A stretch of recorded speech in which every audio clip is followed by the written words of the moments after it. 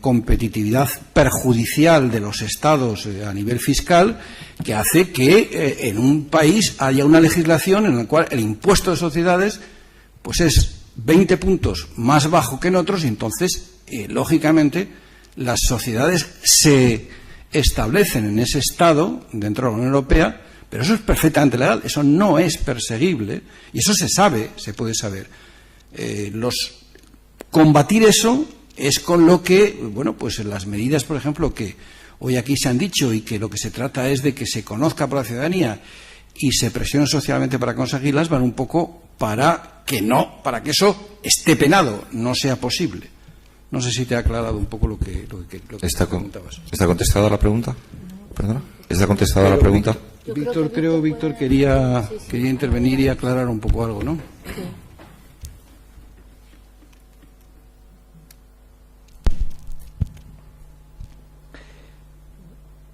Bueno, yo empezaría por esto último que está comentando Ricardo,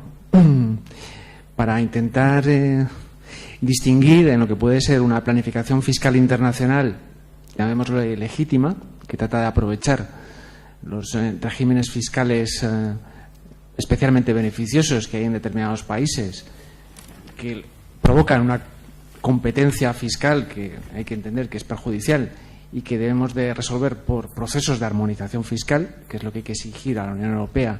y al G20, una armonización fiscal de tal forma que la tributación de las rentas de capital tributen igual en todos los países para evitar que se deslocalicen artificialmente o ilegítimamente la riqueza. Y otra cosa es que, además de aprovechar esos regímenes fiscales especialmente beneficiosos, ese aprovechamiento se haga de una forma ilegítima y artificiosa, de tal forma que lo que hace una multinacional que abre una filial en las Antillas holandesas, por ejemplo, o en las Islas Caimán, pero esa vida de la multinacional en esos territorios es una vida prácticamente inexistente. No tienen estructura, no tienen activos fijos, no tienen empleados. Simplemente tienen una vida formal allí y lo que hacen es transferir de una forma artificiosa las bases imponibles que realmente están generando en los países donde realmente operan, donde están los trabajadores, donde tienen las empresas, donde están sus directivos, y sin embargo con negocios artificiales, anómalos, trasladan esas bases imponibles a esos países para que queden sin tributar o que tributen de una forma mucho más reducida de la que deben. La segunda cuestión que estamos comentando es, o que estabas planteando, es algo mucho más grave, que tiene que ver ya con el fraude fiscal de carácter criminal y con lo que es actividades que tienen que ver con el blanqueo de capitales de origen, no solamente la evasión fiscal, sino la corrupción y otros delitos económicos. Y es la utilización de cuentas de las secretas, cuentas de las que no se conoce quién es su titular, cuentas abiertas en países que no van a informar, que no están informando en este momento de quiénes son sus titulares a los estados donde residen los titulares de esas cuentas. Y la pregunta es la pregunta del millón. ¿Cómo se transfiere el dinero desde el país donde se genera? Porque se han efectuado unas ventas no declaradas y hay una contabilidad B y hay un circuito opaco en España, de tal forma que el excedente, el ahorro, no se quiere tener en España porque se va a descubrir, porque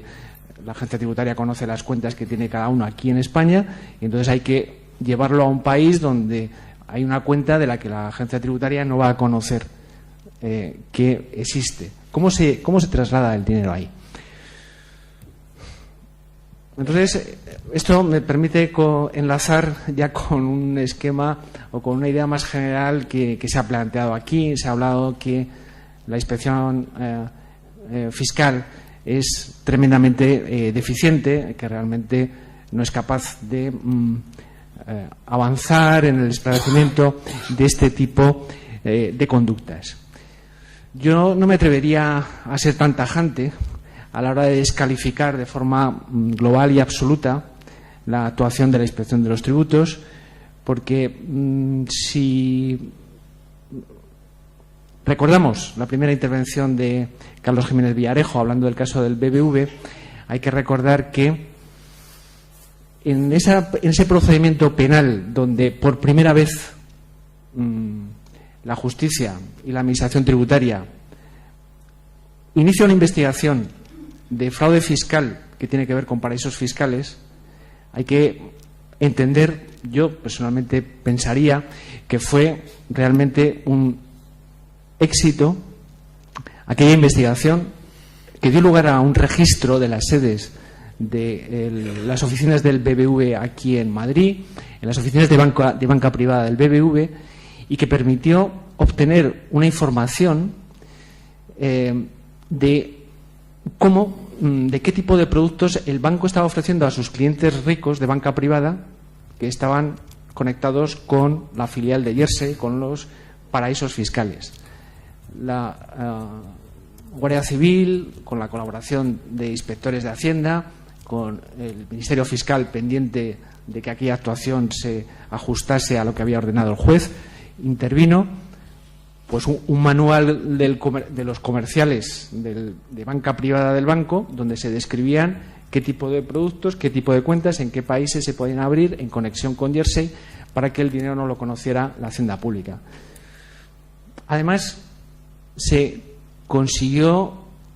una información muy significativa en línea de lo que estabas comentando, de cómo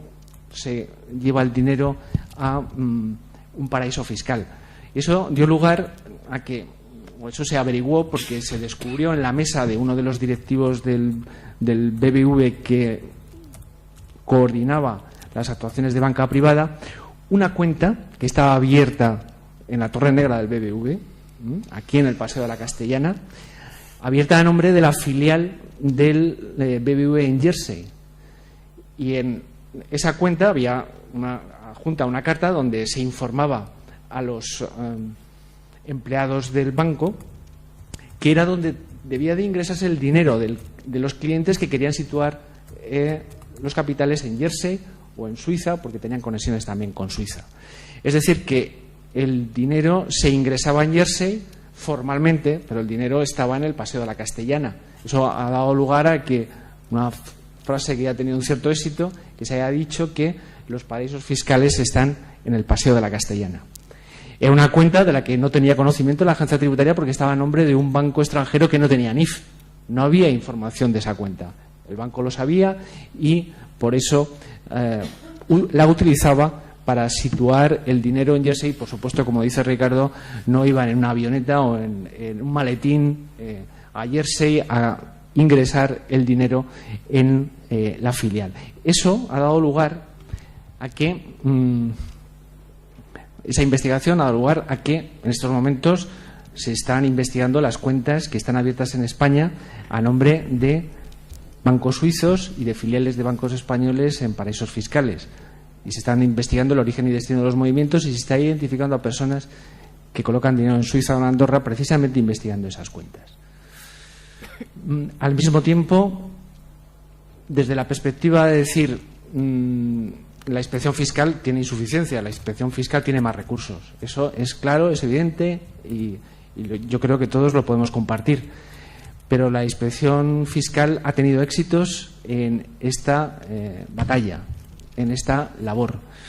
La última, que tiene además su origen en aquellos hechos que tuvieron lugar en el año 2000, yo creo que lo habéis puesto en el documento, está reflejado en la prensa, que es la actuación que ordena la Audiencia Nacional el año pasado para registrar y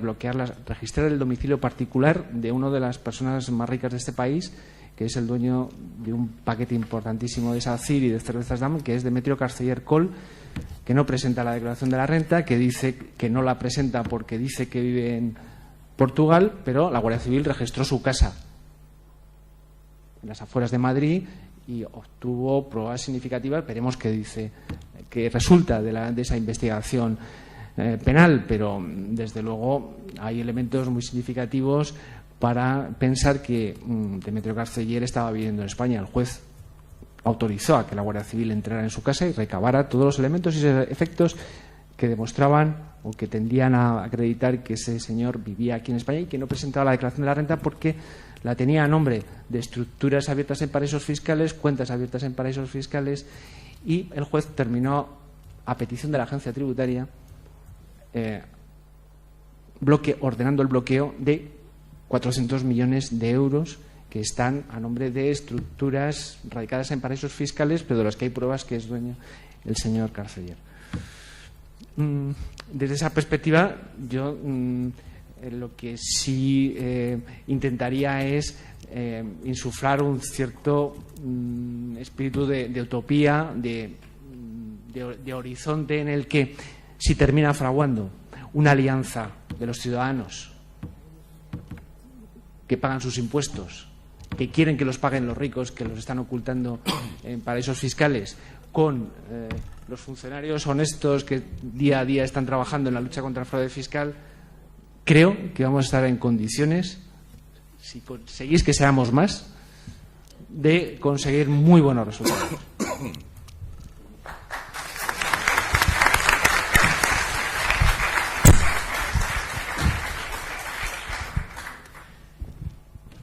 Bien, yo creo que quizás se ha dado el primer paso, pero lo importante es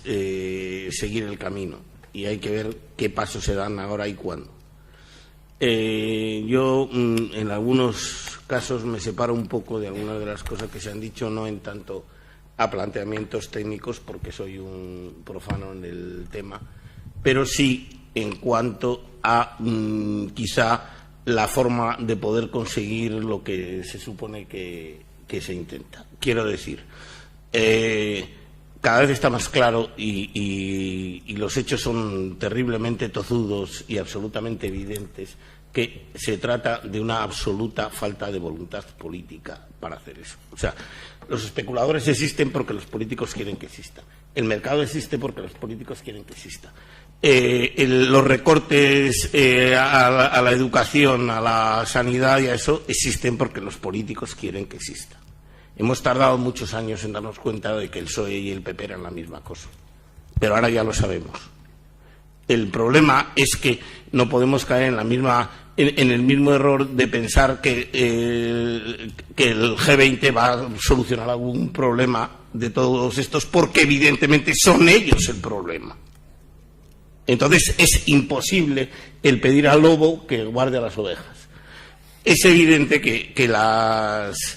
está clarísimo que los ejemplos que se han dicho aquí, referentes a Rato, referentes al Banco de Santander o a cualquiera de los que se han dicho, dejan clarísimamente de manifiesto que es absolutamente inviable ese camino.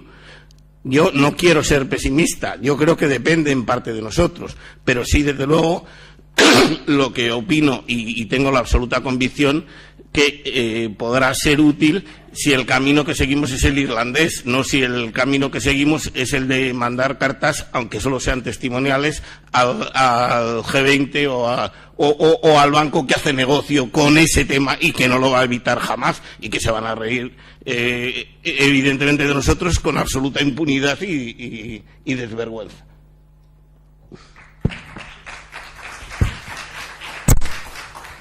Bueno, yo creo que desde el 15M y desde el grupo de trabajo, fundamentalmente desde el grupo de trabajo de Economía Sol, hemos insistido muchísimo en que esta crisis, no la pagamos, y que aparte de eso, esta insistencia reiterada en que todo tiene que solucionarse en función del recorte del gasto, pues es una visión totalmente ideológica y sesgada y además poco fundamentada. Hemos dado reiteradamente argumentos y trasladamos, y ese es nuestro principal motivación, trasladar la máxima información que podamos a los ciudadanos sobre esto que estamos denunciando. Y es que